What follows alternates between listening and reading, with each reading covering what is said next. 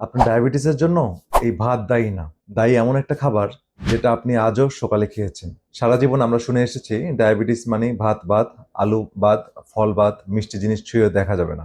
কিন্তু 800'রও বেশি বৈজ্ঞানিক গবেষণা ঘেঁটে দুজন বিজ্ঞানী যারা নিজেরাই টাইপ 1 ডায়াবেটিসের রোগী তারা একটা বই লিখেছেন। বইটির নাম মাস্টারিং ডায়াবেটিস। আর সেখানেই যা বেরিয়ে এসেছে তা শুনলে আপনার ধারণা পাল্টে যাবে। ইয়েল ইউনিভার্সিটির গবেষকরা এমআরআই প্রযুক্তি দিয়ে মানুষের শরীরের ভেতরে দেখেছেন ডায়াবেটিসের আসল খেলোয়াড় চিনি না, আসল খেলোয়াড় হচ্ছে চর্বি।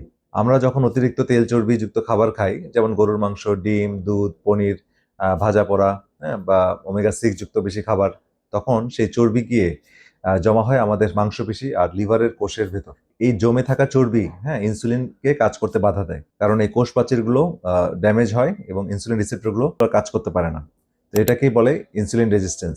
তো টাইপ 2 ডায়াবেটিসের এটি আসল কারণ। মানে ভাত ফল ভিলেন না, ভিলেন হলো কোষের ভিতরে জমা চর্বি। শুধু কথার কথা বলছি না, এটা হচ্ছে আমেরিকার ন্যাশনাল ইনস্টিটিউট অফ হেলথ এর অর্থায়নে ডাক্তার নীল বার্নার্ডের টিম একটা পরীক্ষা চালায়। টাইপ 2 ডায়াবেটিস রোগীদের অর্ধেককে দেওয়া হলো প্রচলিত ডায়াবেটিক ডায়েট, আর বাকি অর্ধেককে কম চর্বির উদ্ভিজ্জ খাবার, প্ল্যান্ট বেস খাবার, তো শাকসবজি, ডাল, শস্য, হ্যাঁ, বিভিন্ন ভেজিটেবল, এগুলো ইচ্ছা মতো, এবং সাথে ইচ্ছা মতো ফল। তো ফলাফল যেটা হলো, তো 2006 সালে আমেরিকান ডায়াবেটিক অ্যাসোসিয়েশনের জার্নালেও সেটা প্রকাশিত হয়েছে যে এই প্ল্যান্ট বেস খাবার ব্লাড সুগারের নিয়ন্ত্রণে 3 গুণ বেশি কার্যকর। আর 2009 সালে American journal of clinical nutrition নিশ্চিত করে এই উপকার দীর্ঘমেয়াদেও টিকে থাকে।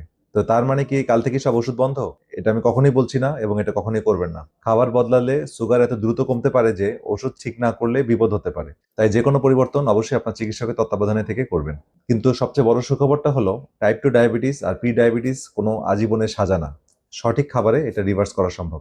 আপনার পরিবারে কি এমন কেউ আছেন যিনি ডায়াবেটিসে ভুগছেন? এই ভিডিওটা এখনই তাকে শেয়ার করুন। হয়তো আপনার একটা শেয়ার তার জীবন বদলে দেবে। আর কমেন্টে লিখুন সুগার। আমি পরে ভিডিওতে দেখাবো ডায়াবেটিস রোগীরা কোন কোন ফল নিশ্চিন্তে খেতে পারবেন। এমন বিজ্ঞান ভিত্তিক স্বাস্থ্য তথ্য পেতে পেজটি ফলো করে রাখুন। সবাই ভালো থাকেন, সুস্থ থাকেন। দেখা হবে পরবর্তী ভিডিওতে। আল্লাহ হাফেজ।